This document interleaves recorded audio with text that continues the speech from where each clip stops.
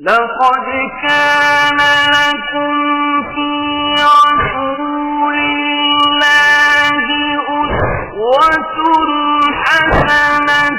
ابو عبد الرحمن احول عاصم نے بیان کیا اور ان سے انس رضی اللہ عنہ نے کہ نبی کریم صلی اللہ علیہ وسلم نے فرمایا، مدینہ حرم ہے فلاں جگہ سے فلاں جگہ تک، یعنی جبل عیر سے سور تک، اس حد میں کوئی درخت نہ کاٹا جائے نہ کوئی بدعت کی جائے، اور جس نے بھی یہاں کوئی بدعت نکالی اس پر اللہ تعالی اور تمام ملائکہ اور انسانوں کی لعنت ہے۔ صحیح بخاری حدیث نمبر 1867۔ عبد الوارث نے بیان کیا، ان سے ابو طیاح نے اور ان سے انس رضی اللہ عنہ نے بیان کیا کہ نبی کریم صلی اللہ علیہ وسلم جب مدینہ ہجرت کر کے تشریف لائے تو رسول اللہ صلی اللہ علیہ وسلم نے مسجد کی تعمیر کا حکم دیا۔ آپ صلی اللہ علیہ وسلم نے فرمایا، اے بنو نجار، تم اپنی اس زمین کی مجھ سے قیمت لے لو، لیکن انہوں نے عرض کی کہ ہم اس کی قیمت صرف اللہ تعالیٰ سے مانگتے ہیں۔ پھر حضرت صلی اللہ علیہ وسلم نے مشرکین کی قبروں کے متعلق فرمایا اور وہ اکھاڑ دی گئیں، ویرانے کے متعلق حکم دیا اور وہ برابر کر دیا گیا، کھجور کے درختوں کے متعلق حکم دیا اور وہ کاٹ دیے گئے، اور وہ درخت قبلے کی طرف بچھا دیے گئے۔ صحیح بخاری حدیث نمبر 1868۔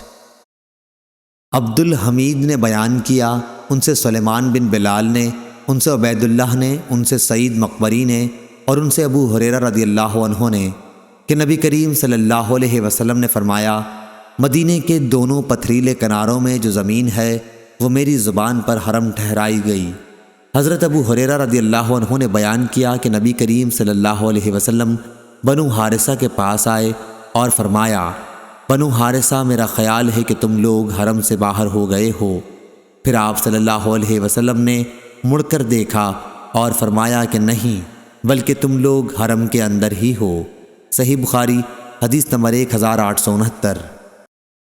عبد الرحمن بن مہدی نے بیان کیا، ان سے سفیان ثوری نے، ان سے اعمش نے، ان سے ان کے والد یزید بن شریک نے اور ان سے علی رضی اللہ عنہ نے بیان کیا کہ میرے پاس کتاب اللہ اور نبی کریم صلی اللہ علیہ وسلم کے اس صحیفے کے سوا جو نبی کریم صلی اللہ علیہ وسلم کے حوالے سے ہے اور کوئی چیز شرعی احکام سے متعلق لکھی ہوئی صورت میں نہیں ہے۔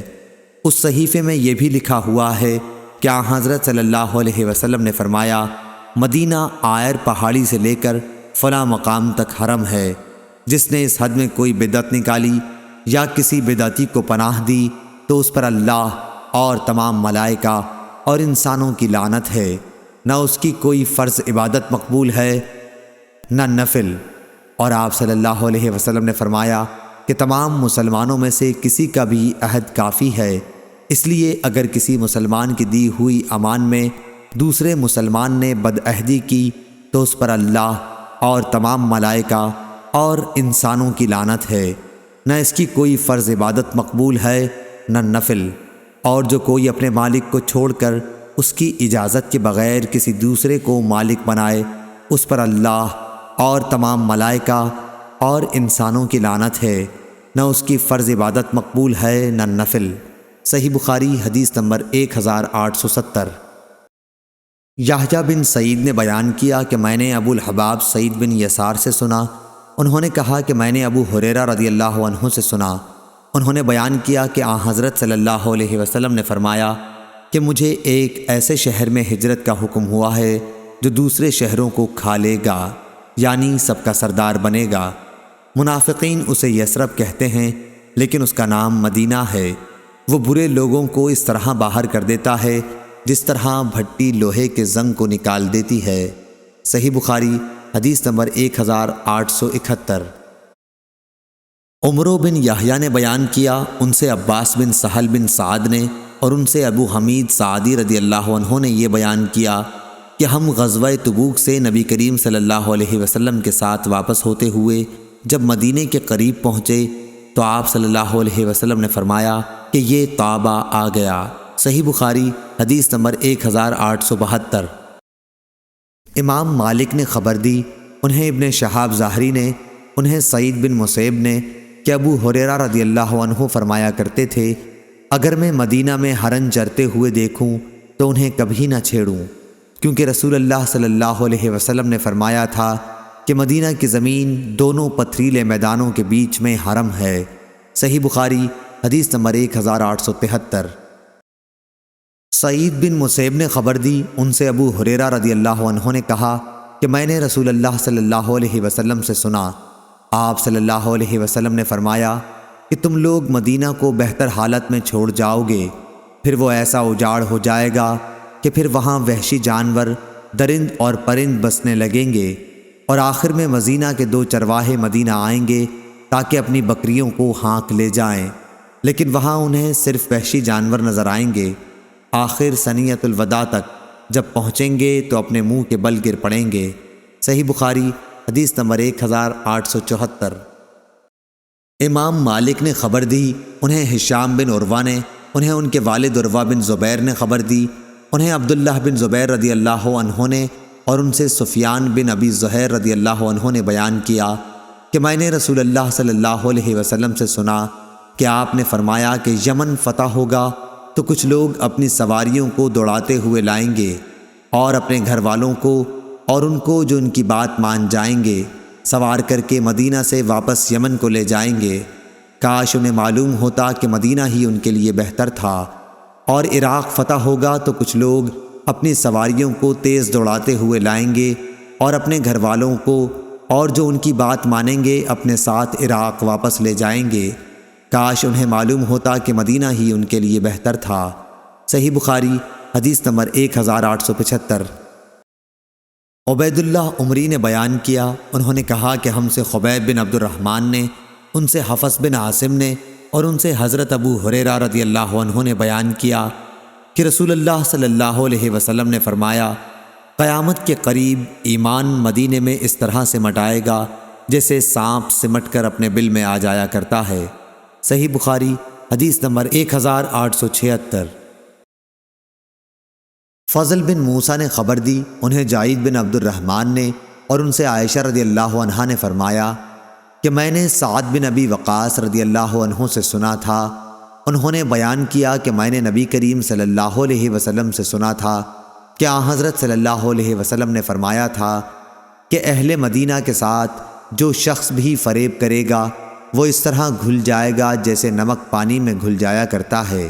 صحیح بخاری حدیث نمبر 1877۔ عروہ نے خبر دی، اور انہوں نے اسامہ بن زید رضی اللہ عنہ سے سنا کہ نبی کریم صلی اللہ علیہ وسلم مدینے کے محلات میں سے ایک محل یعنی اونچے مکان پر چڑھے، پھر فرمایا کہ جو کچھ میں دیکھ رہا ہوں کیا تمہیں بھی نظر آ رہا ہے؟ میں بوندوں کے گرنے کی جگہ کی طرح تمہارے گھروں میں فتنوں کے نازل ہونے کی جگہوں کو دیکھ رہا ہوں۔ اس روایت کی مطابقت معمر اور سلمان بن کثیر نے زہری کے واسطے سے کی ہے۔ صحیح بخاری حدیث نمبر 1878۔ ابراہیم بن سعد نے بیان کیا، ان سے ان کے والد نے، ان سے ان کے دادا نے، اور ان سے ابو بکرہ رضی اللہ عنہ نے بیان کیا کہ نبی کریم صلی اللہ علیہ وسلم نے فرمایا، مدینے پر دجال کا رعب بھی نہیں پڑے گا۔ اس دور میں مدینے کے 7 دروازے ہوں گے اور ہر دروازے پر 2 فرشتے ہوں گے۔ صحیح بخاری حدیث نمبر 1879۔ نعیم بن عبداللہ المجمر نے بیان کیا، اور ان سے حضرت ابو ہریرہ رضی اللہ عنہ نے بیان کیا کہ رسول اللہ صلی اللہ علیہ وسلم نے فرمایا، مدینے کے راستوں پر فرشتے ہیں، نہ اس میں طاعون آ سکتا ہے نہ دجال۔ صحیح بخاری حدیث نمبر 1880۔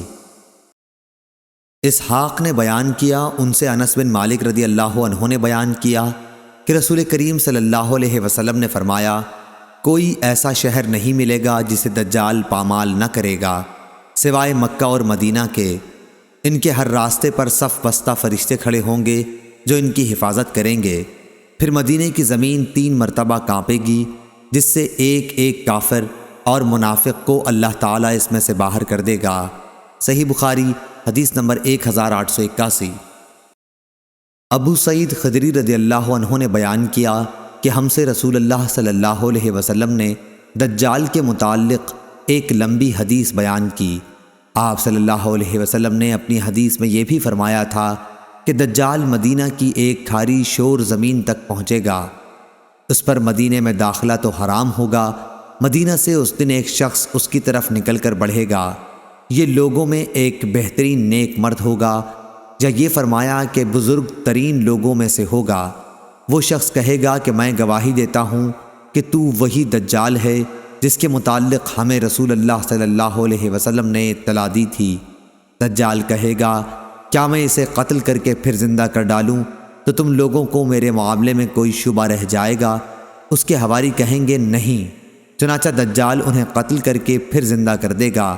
جب دجال انہیں زندہ کر دے گا تو وہ بندہ کہے گا واللہ اب تو مجھ کو پورا حال معلوم ہو گیا کہ تو ہی دجال ہے۔ دجال کہے گا لاؤ اسے پھر قتل کر دوں، لیکن اس مرتبہ وہ قابو نہ پا سکے گا۔ صحیح بخاری حدیث نمبر 1882۔ سفیان نے بیان کیا ان سے محمد بن منقدر نے اور ان سے جابر رضی اللہ عنہ نے کہ ایک اعرابی نے نبی کریم صلی اللہ علیہ وسلم کی خدمت میں حاضر ہو کر اسلام پر بیعت کی۔ دوسرے دن آیا تو اسے بخار چڑھا ہوا تھا، کہنے لگا کہ میری بیعت توڑ دیجئے۔ 3 بار اس نے یہی کہا، آپ صلی اللہ علیہ وسلم نے انکار کیا، پھر فرمایا کہ مدینہ کی مثال بھٹی کی سی ہے کہ میل کچیل کو دور کر کے خالص جوہر کو نکھار دیتی ہے۔ صحیح بخاری حدیث نمبر 1883۔ عبداللہ بن یزید نے بیان کیا کہ میں نے زید بن ثابت رضی اللہ عنہ سے سنا، آپ فرما رہے تھے کہ جب نبی کریم صلی اللہ علیہ وسلم جنگ احد کے لیے نکلے تو جو لوگ آپ صلی اللہ علیہ وسلم کے ساتھ تھے ان میں سے کچھ لوگ واپس آ گئے، یہ منافقین تھے۔ پھر بعض نے تو یہ کہا کہ ہم چل کر انہیں قتل کر دیں گے، اور ایک جماعت نے کہا کہ قتل نہ کرنا چاہیے۔ اس پر آیت نازل ہوئی فما لکم فی المنافقین فئتین، اور نبی کریم صلی اللہ علیہ وسلم نے ارشاد فرمایا کہ مدینہ برے لوگوں کو اس طرح دور کر دیتا ہے جس طرح آگ میل کچیل دور کر دیتی ہے۔ صحیح بخاری حدیث نمبر 1884۔ وہب بن جریر نے بیان کیا ان سے ان کے والد نے بیان کیا، انہوں نے یونس بن شہاب سے سنا اور انہوں نے انس رضی اللہ عنہ سے کہ رسول اللہ صلی اللہ علیہ وسلم نے فرمایا کہ اے اللہ جتنی مکہ میں برکت عطا فرمائی ہے مدینے میں اس سے دگنی برکت کر۔ جریر کے ساتھ اس روایت کے مطابق عثمان بن عمر نے یونس کے واسطے کے ساتھ کی ہے۔ صحیح بخاری حدیث نمبر 1885۔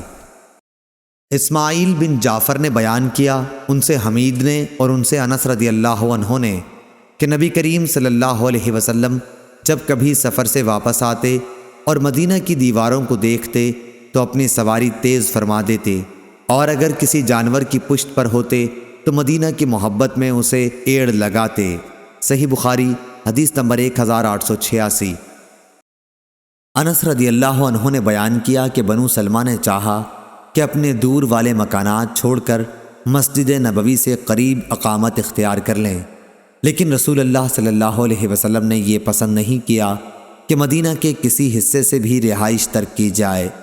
آپ صلی اللہ علیہ وسلم نے فرمایا اے بنو سلمہ تم اپنے قدموں کا ثواب نہیں چاہتے؟ چنانچہ بنو سلمہ نے اپنی اصلی اقامت گاہ میں ہی رہائش باقی رکھی۔ صحیح بخاری حدیث نمبر 1887۔ خبیب بن عبد الرحمن نے بیان کیا ان سے حفص بن عاصم نے اور ان سے ابو ہریرہ رضی اللہ عنہ نے کہ نبی کریم صلی اللہ علیہ وسلم نے فرمایا میرے گھر میرے ممبر کے درمیان جنت کے باغوں میں سے ایک باغ ہے، اور میرا ممبر قیامت کے دن میرے حوض کوثر پر ہوگا۔ صحیح بخاری حدیث نمبر 1888۔ ابو اسامہ نے کہا ان سے ہشام نے ان سے ان کے والد عروہ نے اور ان سے عائشہ رضی اللہ عنہا نے کہ جب رسول کریم صلی اللہ علیہ وسلم مدینہ تشریف لائے تو ابو بکر اور بلال رضی اللہ عنہ بخار میں مبتلا ہو گئے۔ ابو بکر رضی اللہ عنہ جب بخار میں مبتلا ہوئے تو یہ شعر پڑھتے، ہر آدمی اپنے گھر والوں میں سب کرتا، حالانکہ اس کی موت اس کی جوتی کے تسمے سے بھی زیادہ قریب ہے۔ اور بلال رضی اللہ عنہ کا جب بخار اترتا تو آپ بلند آواز سے یہ اشعار پڑھتے، کاش میں ایک رات مکے کی وادی میں گزار سکتا اور میرے چاروں طرف اذخر اور جلیل گھاس ہوتی۔ کاش ایک دن میں مہنا کے پانی پر پہنچتا اور کاش میں شامہ اور طفیل پہاڑوں کو دیکھ سکتا۔ کہا کہ اے میرے اللہ، شیبہ بن ربیعہ، عتبہ بن ربیعہ اور امیہ بن خلف مردودوں پر لعنت کر، انہوں نے ہمیں اپنے وطن سے اس وبا کی زمین میں نکالا ہے۔ رسول اللہ صلی اللہ علیہ وسلم نے یہ سن کر فرمایا، اے اللہ، ہمارے دلوں میں مدینہ کی محبت اسی طرح پیدا کر دے جس طرح مکہ کی محبت ہے، بلکہ اس سے بھی زیادہ۔ اے اللہ، ہمارے سا اور ہمارے مد میں برکت عطا فرما اور مدینہ کی آب و ہوا ہمارے لیے صحت خیز کر دے، یہاں کے بخار کو جحفہ میں بھیج دے۔ عائشہ رضی اللہ عنہا نے بیان کیا کہ جب ہم مدینہ آ گئے تو یہ خدا کی سب سے زیادہ وبا والی سرزمین تھی۔ انہوں نے کہا مدینہ میں بطحان نامی ایک نالے سے ذرا ذرا بدمزہ اور بدبودار پانی بہا کرتا تھا۔ صحیح بخاری حدیث نمبر 1889۔ لیث نے بیان کیا، ان سے خالد بن یزید نے، ان سے سعید بن ابی ہلال نے، ان سے زید بن اسلم نے، ان سے ان کے والد نے اور ان سے عمر رضی اللہ عنہ نے، جو فرمایا کرتے تھے، اے اللہ، مجھے اپنے راستے میں شہادت عطا کر اور میری موت اپنے رسول اللہ صلی اللہ علیہ وسلم کے شہر میں مقدر کر دے۔ صحیح بخاری حدیث نمبر 1890۔